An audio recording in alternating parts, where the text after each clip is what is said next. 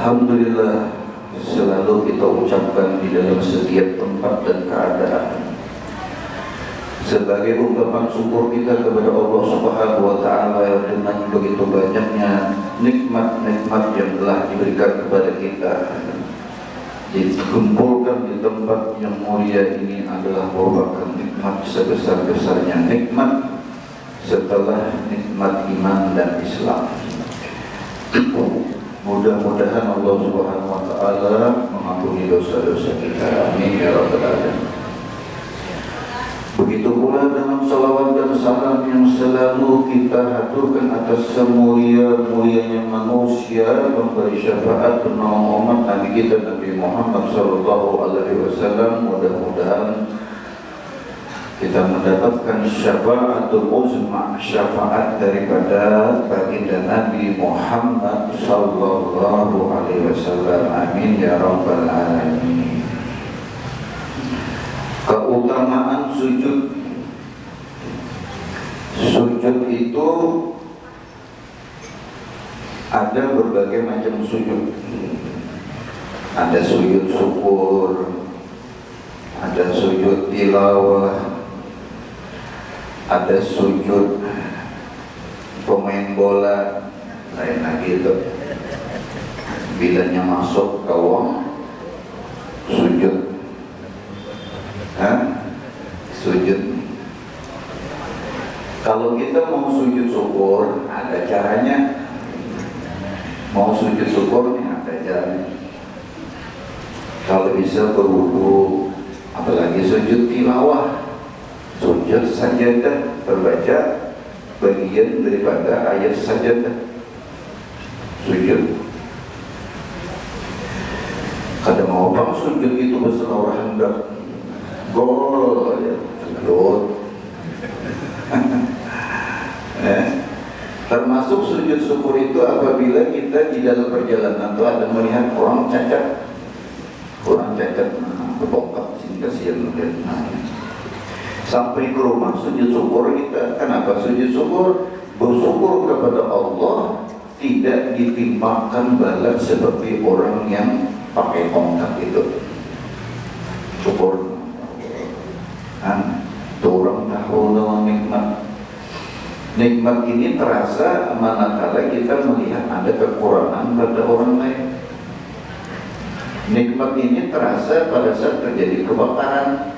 Artinya alhamdulillah rumahku tidak terbakar. Bersyukur. Tetapi syukur itu jangan diungkapkan di hadapan orang yang barusan dapat musibah. Alhamdulillah ya. Jadi jurung ikutnya mana? Alhamdulillah. Jangan di hadapan orang yang kena bala, jangan. Nah, keutamaan daripada sujud ini adalah sebagaimana kita temukan di dalam satu riwayat, Allah Subhanahu wa Ta'ala memerintahkan kepada para malaikat untuk sujud kepada Adam. Itu perintah pertama Allah kepada manusia, disuruh sujud kepada Adam. Di situ belum ada iblis, yang ada adalah Azazil. Belum ada iblis, Azazil. Yang disuruh oleh Allah ini Azazil. Pada saat Allah memerintahkan untuk sujud kepada Azazil, dia enggan untuk sujud dikarenakan dia memandang kepada dirinya yang memiliki segala kemuliaan. Dan orang ini saja karena ada kemuliaan, ada kehormatan, ada pangkat, lalu muncul sombong itu. Tidak mau merendah itu susah merendah. Nah, pada saat diperintahkan, si iblis ini enggan untuk sujud. Padahal dahulunya 40.000 tahun mengabdi kepada Allah sebagai penunggu gudangnya surga selama 40.000 tahun. Berapa lama? 40.000 tahun menjaga gudang surga. Dahulunya sebelum jadi iblis nih, 40.000 tahun. 40.000 tahun mengajari para malaikat. Malaikat, siapa gurunya malaikat? Ya ini orangnya sebelum dapat titel iblis selama 40.000 tahun. Kemudian yang ketiga lagi, mengabdi kepada Allah Subhanahu wa Ta'ala di bumi, dan tidaklah tempat di bumi itu sejengkal pun kecuali pernah dijadikan sebagai tempat ibadahnya si iblis dulu selama 40.000 tahun. Dikalikan 3, 120.000 tahun mengabdi kepada Allah. Jadi apabila seseorang itu sujud di hadapan Allah Subhanahu wa Ta'ala, dia seperti melakukan ibadah selama 120.000 tahun. Berapa lama? Hah? Berapa lama? 120.000 tahun. Yang 40 tahun itu menjaga gudang surga, 40 tahun itu mengajari para malaikat, dan 4 tahunnya lagi mengabdi kepada Allah di bumi. Hanya satu kesalahannya, kenapa tidak mau sujud? Seandainya dia memandang kepada Allah yang memerintahkan, tentu dia mau sujud. Tapi yang dipandangnya itu Adam. Sama kita ini bila beramal lah, walaupun sedikit aja amalnya, kecil aja, bukan amalnya itu dipandang. Misalnya senyum sama orangnya, kan ibadah Allah senyum kan? Senyum, dapat senyum. Maka bila disenyum ini, hati orang senang senyum daripada diramote. Bila disenyum itu ini senyum ini diramote kan?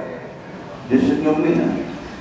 Maka bila orang tuh awal senyum, berapa ribu urat saraf di wajah ini menjadi kendor, menjadi santai, rileks, kada tegang muainan. Iya, orang tuh awet muda banyak senyum, karena dia menjadikan lebih rileks dan santai urat-urat saraf di wajah. Tapi jangan juga lawasan senyum, siang senyum, malam senyum, anak orang senyum, ujung-ujungnya diikat orang, dibawa ke sambang. Lalu di situ dihum terus. Jangan juga. Jadi perkara sujud ini kan bisa juga dimaknai banyak menggawi sholat sunat sujud juga. Arti sujud ini kan banyak, tapi sujud itu mesti diimbangi dengan hati yang merendahkan diri. Hatinya rendah waktu sujud itu. Haram hukumnya kita sujud dengan manusia, kecuali pengantin sujud. Ini anak maksidin, raja kawin sujud lawan sidin. Itu istilah aja, pengantin sujud itu katanya namanya menyembah. Allah kuitan lawan Tuhan katanya menyembah pengantin itu. Cuma itu kan kebiasaan orang. Ada saat-saatnya kena pengantin sujud ya. Kada boleh kita sujud dengan orang lah. Kalau orang hamba-hamba minta-minta orang sujud, kasih ulun utangi ulun, berhutang, tak boleh. Sampai sujud itu tidak boleh, haram hukum. Wa qala alaihi salatu wassalam, ma taqarraba al-'abdu ila Allah ta'ala bi syai'in afdala min as-sujudil khafi. Rasulullah sallallahu alaihi wasallam bersabda, tidaklah seorang hamba itu mendekatkan diri kepada Allah Subhanahu wa Ta'ala dengan sesuatu yang lebih afdal daripada sujud khafi, sujud yang sembunyi-sembunyi, sujud yang tersembunyi, khafi sujud. Makanya orang dalam badan sujud itu dikatakan sujud khafi itu karena hanya dia dan Allah saja, tidak ada campur tangan orang ketiga, hanya dia dengan Allah saja. Bila ingatkan sujud itu khafi, sujud khafi itu lebih afdal dari apapun, sudah lebih afdal.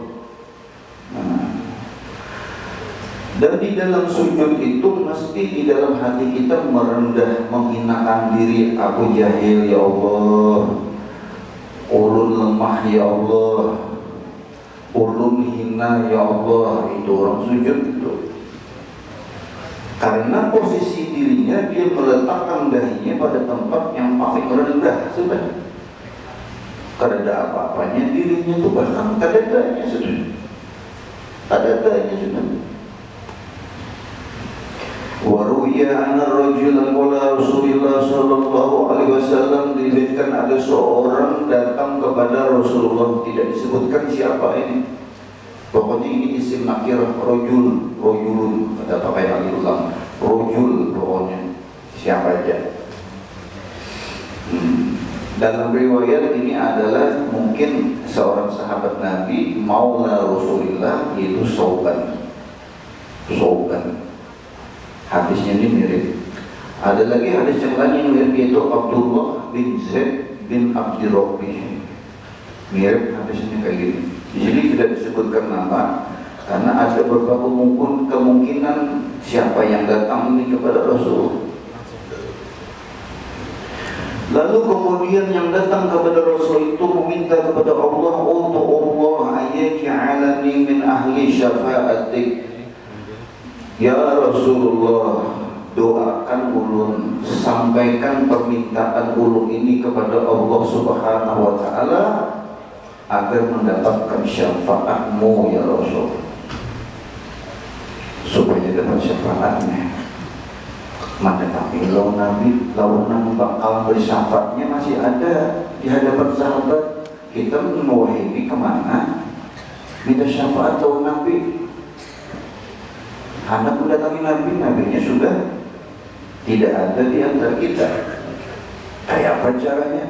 Nah, sahabat-sahabat Nabi itu seringkali bila ada permasalahan datang lawan Nabi. Hendak apa aja datang lawan Nabi. Nah, bahkan hadis yang mirip seperti ini ada dari seorang sahabat Nabi yang bernama Sa'ad bin Abi Waqqas. Datang lawan Nabi Muhammad. Sa'ad bin Abi Waqqas ini termasuk di antara asyaratul mubasysyirina bil jannah. 10 orang sahabat yang dijamin masuk surga. Sa'ad bin Abi Waqqas berkubur di Cina. Pak Hadid kedepin mendengar sahabat Nabi berkubur di Cina. Muharrab di Cina nih. Tempat di Cina itu namanya Guangzhou.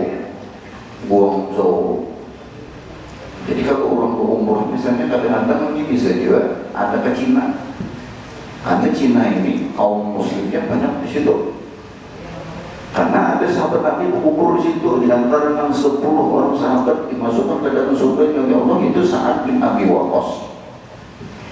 Datang Sa'ad bin Abi Waqqas kepada Rasulullah SAW. Ujar Sa'ad, ya Rasulullah, ud'u Allah ayyaj'alani mustajab dakwah.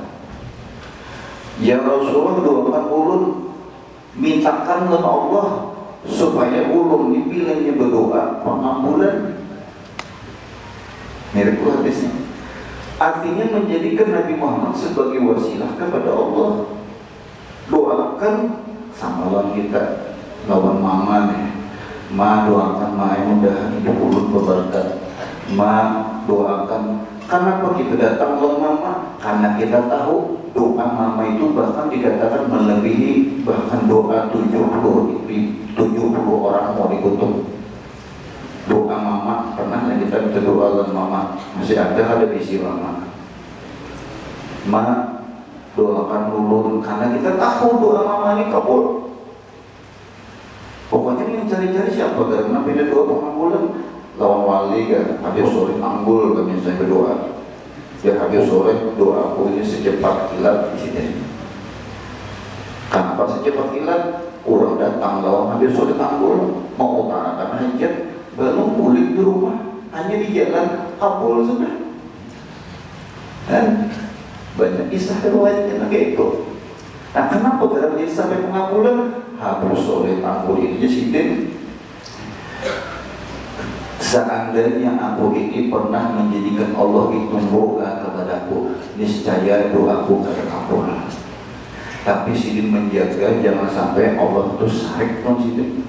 Artinya apa? Menghindari gawean dosa, menghindari pekerjaan maksiat, sehingga doa-doa tidak menjadi hijab antara dirinya lawan Allah. Bila dia berdoa kabul, ada banyak dosanya. Ada juga dosa, siapa yang ada berdosa tapi nya rajin bertobat, diampuni dosanya. Bertobat itu cara agar dosa besar diampuni. Ampun kita beramal beribadah karena mau hilang dosa besar itu. Satu caranya dengan bertobat. Adapun dengan cara beramal dan melakukan ibadah, sholat karena apa? Itu dosa kecil, dosa-dosa kecil itu. Karena dosa kecil ini bila kita remehkannya menjadi dosa besar kalau terus-terus dikerjakan. Nah, tadi untuk membahas tentang kita nih, bilanya beramal jangan memandang amalnya sedikit, tetapi ridho Allahnya bisa jadi ada pada amal sedikit itu. Kita mencari ridho Allah itu.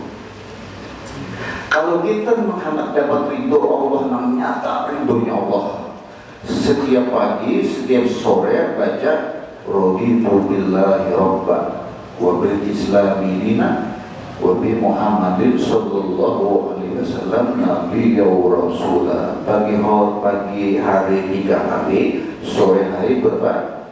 3 kali. Nah itu kalau hendak dapat ridho Allah subhanahu wa ta'ala yang terbesar, firman dapat ridho Allah itu surga. Kamu sudah menghabis umur yang surga tempatnya, karena dapat ridho Allah subhanahu wa ta'ala. Makanya para ulama guru-guru kita menganjurkan membaca itu.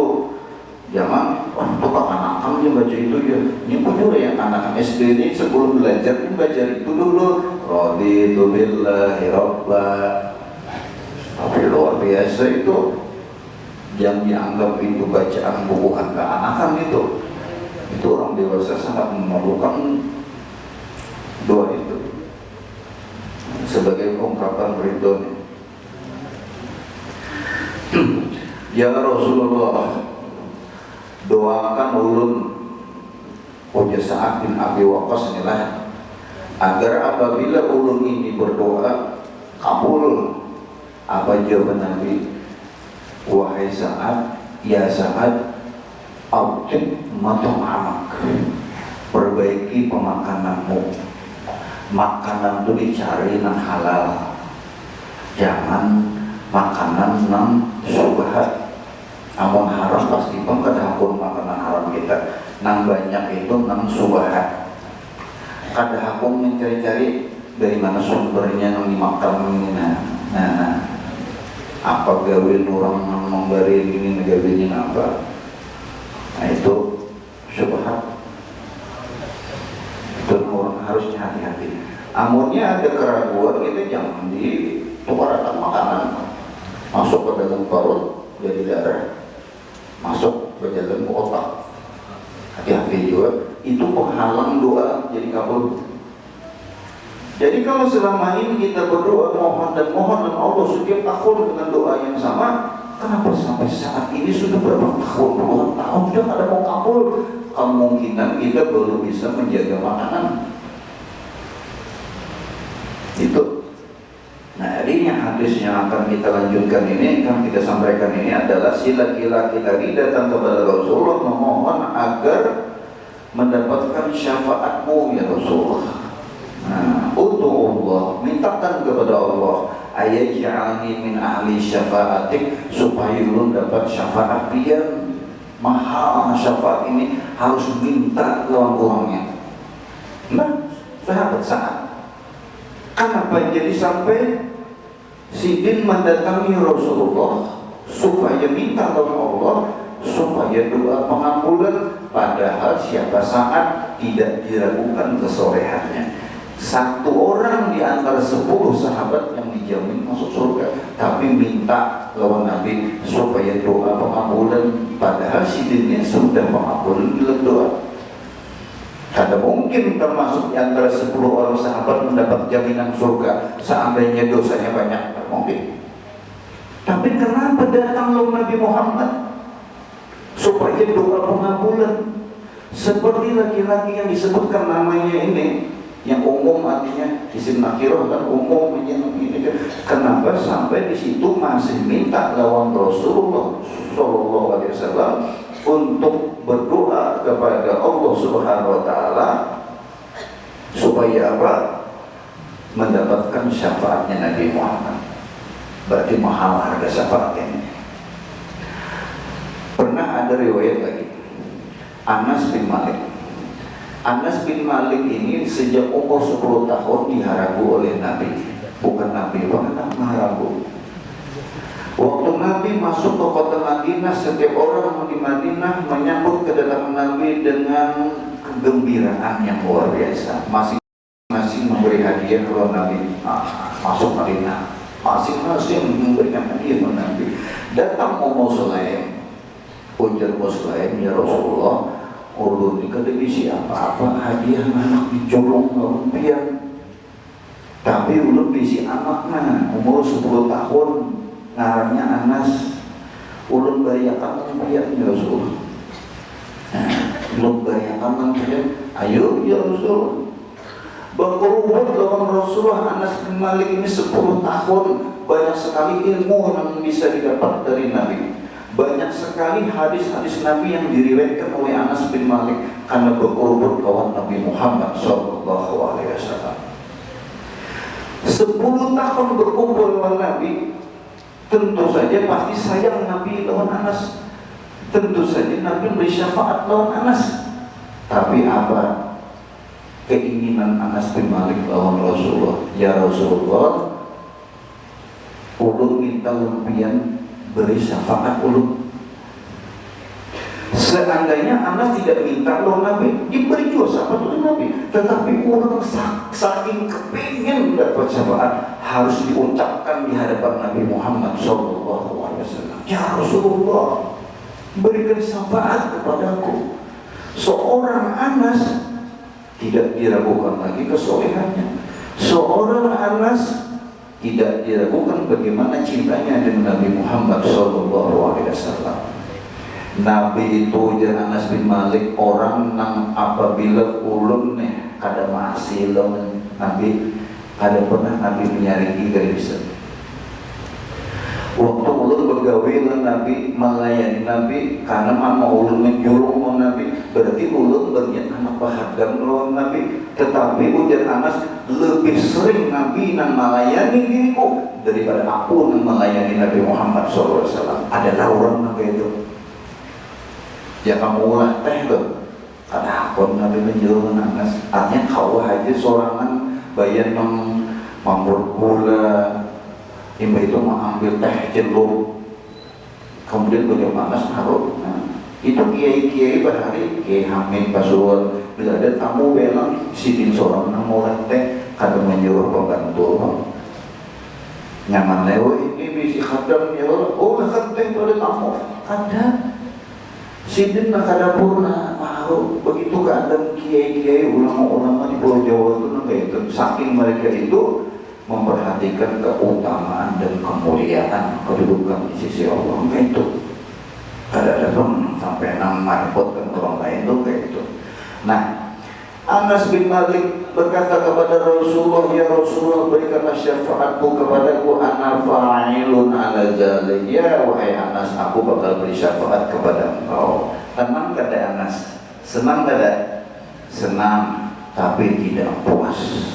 dengan ucapan Nabi. Ujian Nabi, ya Anas, aku bakal ngasih engkau syafaat. Tidak puas Anas, untuk meyakinkan dirinya bahwa syafaat itu pasti dapat, bertanya sama Nabi, Anas, ya Rasulullah, di mana aku bisa mendapatkan syafaatmu?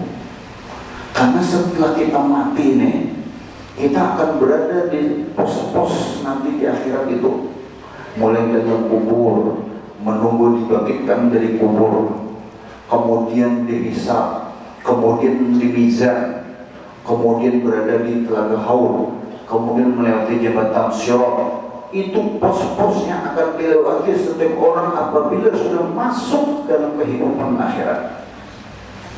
Bertanya-tanya kita, kayak apalah jika amalku ditimbang, kayak apalah jika nyakon dihisab, kira-kira banyak dosa kah, aku ini pahala kah, jika waya ini dihitung. Kalau menghitung, ujar ulama sudah umur 40 tahun tak banyak dosa daripada pahala, siap-siap ke neraka. Kenapa? Karena untuk mengejar ketertinggalan itu kada mungkin. Awalah kita meyakinkan diri 20 tahun, 30 tahun yang mendatang masih hidup untuk mengejar ketertinggalan kita dalam amal kaulah. Lagi sudah umur 60, 70, sana yang sudah. Jangan pindah kesana kemari lagi. Kalau lepis sudah 80 umur dah. Lepis itu biasanya anak muda. Betul kan? Sedang sana. Ya. Karena kita ini sering sampaikan, kita ini mengikuti tarikan gravitasi bumi. Bumi itu berkilat terus dengan kita. Kuburan setiap 5 kali sehari berkata. Apalagi bila orang itu sudah dibawa ke kubur, dia kubur, nah datang pulang sekong dia nak kubur jual dahulu, posisi kubur berbandar. Kalau yang dibawa itu orangnya orang soleh, ahlan wa sahlan wa marhaba, silahkan kau berada di punggungku, aku menyambut kedatanganmu di kubur. Dimasukkan ke kubur, batangan kubur, berluas kubur, nyaman disambut oleh kubur. Tapi bila pendosa dibawa ke kuburnya, apa itu kubur? La ahla wa la sahla, enggak ada penyambutan apa-apa bagimu, aku tidak rela kau berada di punggungku, ujar kubur tadi. Sampai itu.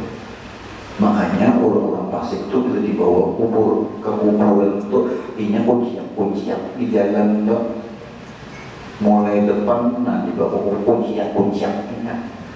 Manusia dan jin dihijab oleh Allah kada mau mendengar suara jenazah nang kunciak kecuali makhluk selain nang dua tadi, ayam, kucing, ada di kuburan bukan. Karena ngerinya suara orang yang bakal dimasukkan ke kubur itu, mungkin ada bujur-bujur istighfar, bertobat, tak ampun dari dosa. Iya, kunciak. Kita benarnya manusia kalau mendengar. Makanya bila masuk ke kubur itu jaga adab, yang tertawaan di kuburan itu ngeri di kuburan itu sebenarnya. Kada boleh hukumnya kita tertawa di kuburan. Nah, sama datangi orang lagi mati, orang kematian tuh yang tertawaan. Mentang-mentang di siapa teh lawan terus karena ngobrol di luar kuburan, di orang mati di dalam, di luar cekikikan ketawa kisah baloi kasihan di dalam. Nah itu di antara tempat-tempat yang kita akan boleh ketawa. Bilang bertajir yang mendatangi orang kematian itu dijaga, itu adab lah, adab kita. Nah ini jadi Sa'ad bin Abi Waqqas minta tadi supaya pengabulan. Kemudian Anas bin Malik setelah itu bertanya lagi sama Rasulullah SAW, ya Rasul, di mana Allah mencari pian? Oh ya Rasulullah, cari aku nanti di saat engkau dihisab. Dihisab datang Nabi bersyafaat. Pada puas dua Anas nih, di mana pulang? Cari aku di mizan waktu ditimbang amal-amal. Nah, cari aku situ tidak. di Telaga Haur, di Syirah. Tuh cari di tempat-tempat itu di Nabi, aku tidak bakal tidak ada di tempat itu. Aku ada di situ di Nabi Muhammad. Pada saat kau melewati jembatan Syirah, banyak orang terjatuh tidak sanggup melewatinya dan dia siap untuk masuk ke dalam neraka jahanam. Aku di situ di Nabi. Nah, imbah dijelaskan oleh Nabi, bos sederhana sekali betapa ini. Artinya ada harapan kita aku dapat syafaat daripada Nabi Muhammad Sallallahu Alaihi Wasallam. Mudah-mudahan kita dapat syafaat Nabi Muhammad Sallallahu Alaihi Wasallam. Amin amin ya Rabbal Alamin. Para ulama mengatakan ciri-ciri orang itu cinta kepada Nabi adalah iksari sholati alaihi wa ihya'i sunnatihi bis-saniyah. Ciri-ciri orang cinta kepada Nabi itu adalah banyak sholawatnya, banyak sunnahnya yang digawi. Bila cinta kepada Nabi, ada harapan masuk surga.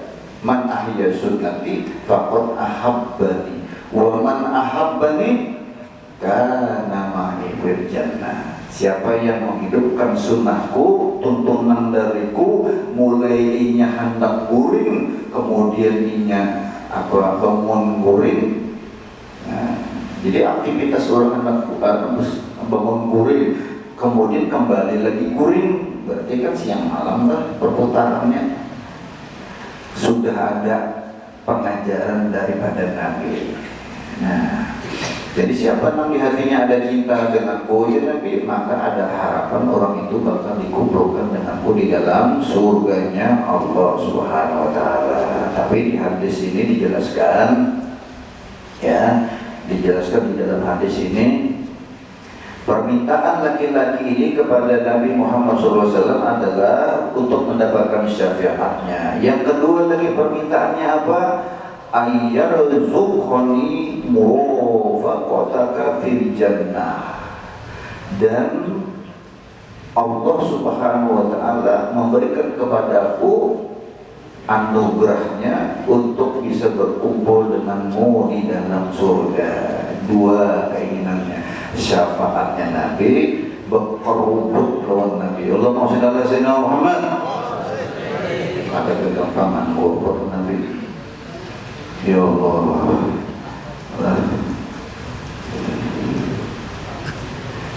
Bahkan Habib Ali Suhaib mengatakan, seandainya aku akhirnya dimasukkan ke surga dan aku tidak menjumpai kekasihku Nabi Muhammad, maka surga tidak lagi menarik perhatianku. Nabi tidak akan lagi menjadi daya tarik yang kuat bagiku untuk berada di dalamnya tanpa kehadiran kekasihku yaitu Nabi Muhammad Sallallahu Alaihi Wasallam. Bi jannatin ma syaqani min wasriha. Di dalam surga, kan surga itu bi jannah. Jannah itu banyak, surga itu banyak. Bi jannatin, kata bi jannah, kata bi jannatin. Nah, surga apa aja?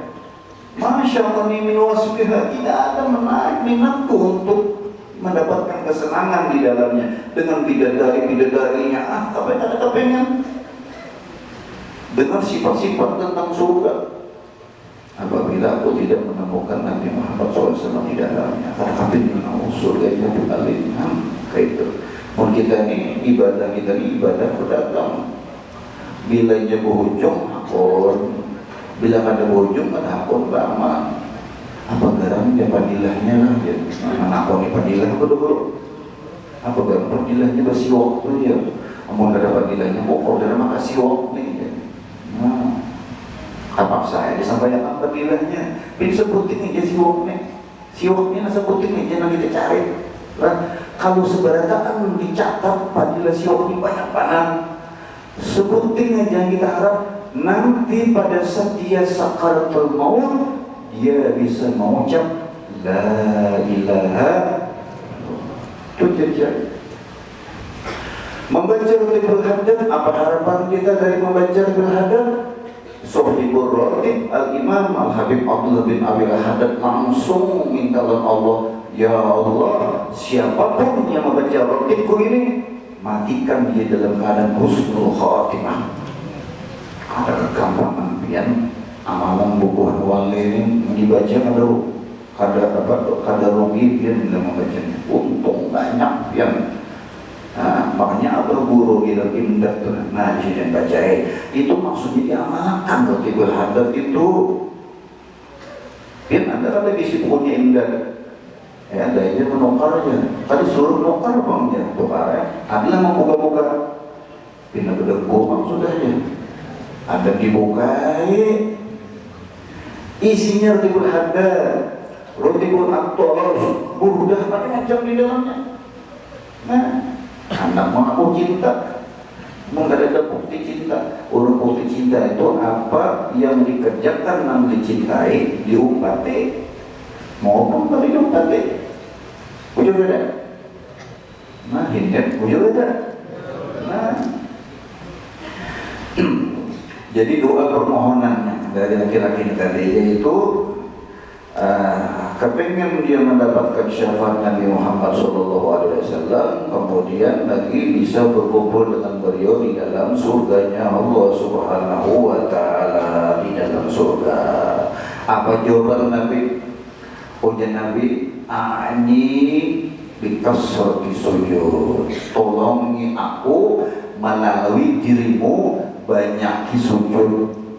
Jangan salah paham lah memandang hadis ini. Kalau mau sujud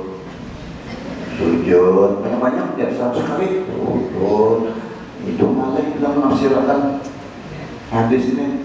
Para ulama menafsirkan banyak sujud ini dikarenakan kita punya sholat ada 5 waktu yang kadang boleh dikurangi rakaatnya dan tata caranya.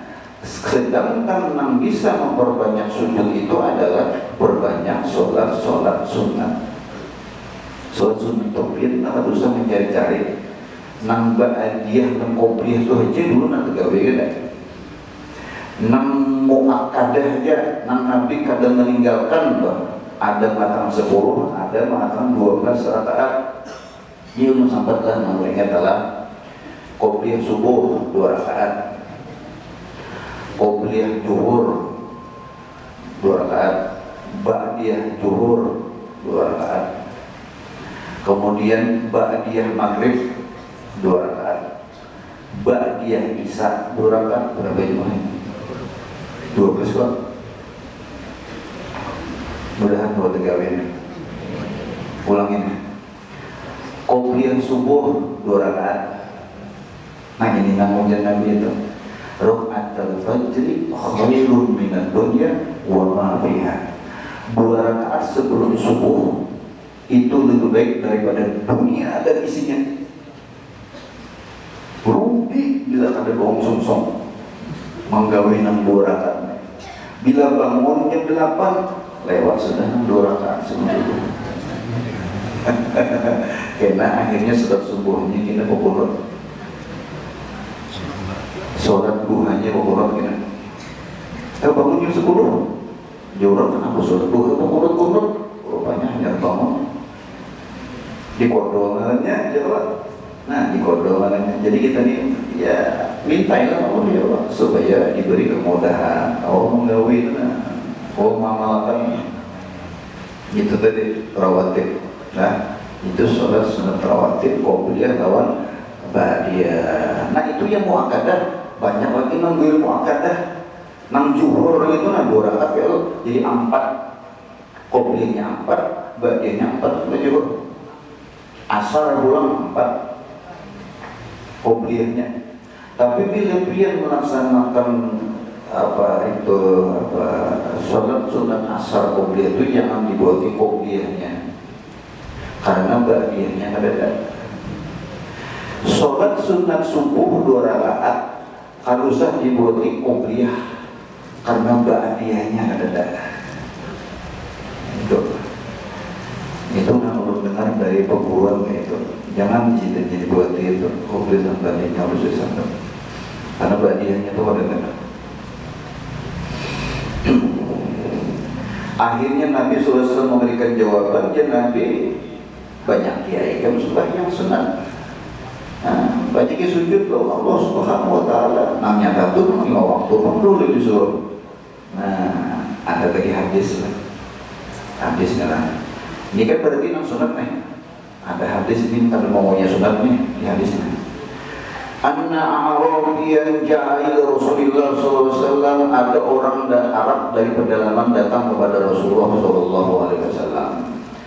Setelah dia berada di hadapan Rasulullah, dia berkata, "Dullani ala amalin iza amiltuhu dakhaltul jannah." Ya Rasulullah, berikan petunjuk kepadaku suatu amalan, apabila aku kerjakan amal itu aku masuk surga. Bin anak ada masuk surga. Ini mah orang Arab pedalamannya malah jahil kita, mewakili kita mendatangi Nabi. Amalan yang membawa surga itu apa? Jadi kan usah itu mendatangi Nabi, cukup orang Arab pedalamannya aja datang ke Nabi sudah takut. Amalan bilanya gawe ini Nabi, ya Rasulullah, ulun masuk surga. Ada banyak ada amal nyampak ya. Yang pertama ya Nabi, ta'budullah wa la tusyriku bihi syai'an. Ini hadis riwayat Muslim daripada Abu Hurairah radhiyallahu anhu. Rasulullah sallallahu alaihi wasallam bersabda, ini hadis sahih. Ta'budullah wa la tusyriku bihi syai'an. Kau beribadah kepada Allah, jangan kau mensekutukan Allah dengan yang lain. Maksudnya apa? Kita kan bila berniat pasti mengucapkan istighfar ta'ala, juga ada ketinggalan kemuliaan ta'ala, berarti Allah aja tujuan kita dalam sholat. Ada dana lain masuk, pasar ada masuk, wadah pegawai ada masuk, ya Allah aja deh, masuk. Nah, kemudian yang kedua pulang. Jadi ujian Nabi SAW yang kedua adalah wa tuqimus sholatal maktubah, dan kau laksanakan sholat 5 waktu, sholat yang difardukan ya. Wa tuqimus sholatal maktubah, kau laksanakan sholat 5 waktu. Dua saudara, beribadah jangan sekutukan Allah, menggawi sholat yang 5 waktu. Kemudian yang ketiga, wa tu'addi zakatal mafruḍah, dan kau tunaikan zakat yang wajib engkau keluarkan. Jangan ada berzakat, wajib ada berzakat tuh. Nyata di situ di ujungnya ada mafruḍah yang diwajibkan, zakat fitrah. Padahal lagi kita ini berzakat fitrah, jangan ada dikeluarkan karena itu wajib. Zakat harta dikeluarkan gimana? Ada siapa lagi nih? Masuk haul nih bulan puasa nih, mengejarkan harta dan segalanya. Nah, bermacam nih. Dan yang terakhir yang keempat, wa tasumu Ramadan, berpuasa. Wa tasumu Ramadan, karena disebut di situ ada Ramadannya, berarti puasa wajib. Ada dengan sunat 4 begini nih.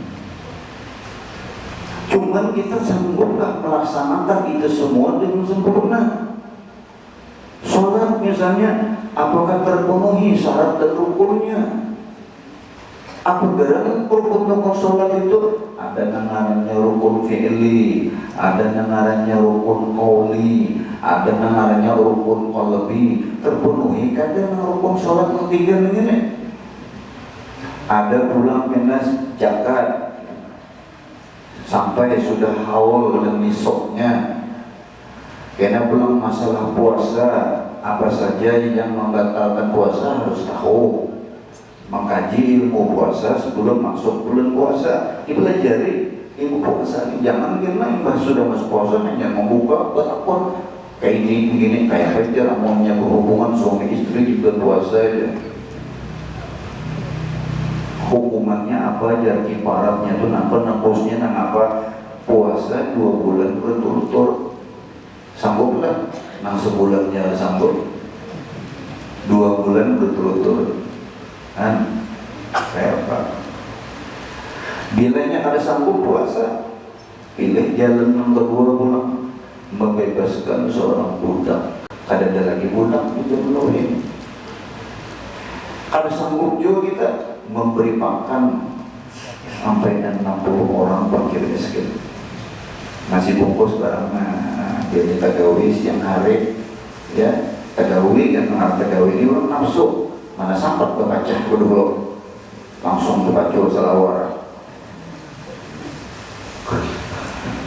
Orang kitab ya kena orang kitab tagawi. Nah kalau nak membaca dulu itu berencanaannya. Gonol mana dosanya berencana apa batal itu gonol mana dosanya itu kan pahala puasanya kan ada ukurannya. Nah diukur paling bila kita berpahala menggawinan sunat seperti menggawinan wajib. Nah wajib lipat ganda 70 kali lipat. Amun dosa karena kau diukur dosanya, karena kau diukur dosanya. Makanya orang berdosa di bulan puasa itu nanti ada dari riwayat orang ini disiksa oleh Allah, lalu Nabi hendak menolonginya, Nabi hendak memberi syafaat, lalu dia malaikat, ya Rasulullah, aku ini juga diperintahkan oleh Allah menyiksa ini. Aku dan Nabi memberi syafaat ini umatku, bukan untuk ke nerakanya, jangan kamu siksa ini umatku. Aku tidak akan membiarkan umatku disiksa. Dan malaikat, ya Rasulullah, orang ini jadi musuh Ramadan. Orang ini jadi musuh Ramadan. Di bulan Ramadan gawiannya dosa aja. Disuruh puasa pada hakul, ngumpul-ngumpul, minum khamar. Lalu apa itu Nabi? Imbah dan malaikat tadi ini orang ini jadi musuh bulan Ramadan. Ujian Nabi, ana bari'um mimman khasamahu Ramadan. Aku berlepas diri dari orang yang dimusuhi oleh bulan Ramadan. Ngeri yang bulan Ramadannya, ngeri banget. Maka persiapkan diri kita sejak hari ini untuk menyambut datangnya Ramadan ini, mempelajari ilmu tentang Ramadan, ilmu tentang puasa. Mulai malam pertama bulan Ramadan itu kita dianjurkan membaca Inna Fatahana Laka Fatham Mubina. Ini urusan rezeki kan, menghakun membaca ayat itu malam pertama. Lalu malam pertama itu berniat kita bertakbir kepada Imam Malik, hendak puasa sebulanan. Jaga-jaga kalau bina kami ingat berpuasa di malam hari, karena kalau mengikut Syafi'i berniat puasa itu di malam hari hukumnya wajib. Bila ada berniat karena kau puasa, makanya mulai itu malam itu berniat sudah puasa. Nah takut tang kita bagaimana mengapakah misalnya biasanya bila bertarawih ada imam mengatakan bahwa itu soma badin ada di umpat juga lawan imam si makmum tadi. Kenapa malam itu kan umpat tarawih? Ada menggawi tarawih pokoknya. Lalu goreng, ada kan niat dipakai. Jangannya puasa sunat, tidak apa-apa. Masih kau berniat puasa sunat. Cuma catatannya jangan ada dulu masuk untuk ke dalam montong. Ini untuk sudah 3 gigi, hanya berniat puasa. Awal. Minum kopi sudah segelas. Aku ingatnya berniat puasa aja. Lalu berniat puasa sunat, ada kamu lagi sudah. Kopi sepi, kopi segelas masuk ada lagi. Nah jadi kalau jadi tujuannya itu adalah kita agar yang namanya manusia itu mahallul khata wan nisyan, tempatnya lupa dan salah, bisa aja kita tidak diingat. Nah jadi menyambut malam pertama Ramadan itu seperti menyambut di mana Allah membukakan pintu-pintu langit, pintu-pintu surga, pintu-pintu segala kebaikan. Itu malam pertama itu kuncinya di situ, jangan kemana-mana malam itu. Itu anugerah Allah dilimpahkan habis-habisan kepada hambanya di malam itu. Maka hendaklah kita di malam itu berniat tadi, ya, dengan bertaklid kepada Imam Malik. Imam Malik gurunya Imam Syafi'i, tetapi di dalam Syafi'i itu mesti berniat malam. Nah, kalau Imam Malik membolehkan kita berniat langsung sebulanan. Nah, jadi kita berniatnya sebulanan di malam pertama itu. Mudah-mudahan Allah Subhanahu wa Ta'ala memberikan kepada kita taufik dan hidayah, diberikan kemudahan bagi kita di dalam melaksanakan ibadah, diberi keberkahan di bulan Rajab ini, begitu pula bulan Sya'ban, dan mudah-mudahan umur kita dipanjangkan berjumpa dengan bulan Ramadan dan Ramadan berikutnya. Amin amin ya rabbal alamin. Wassallallahu ala sayyidina Muhammadin wa ala alihi wasallam. Walhamdulillahirabbil alamin.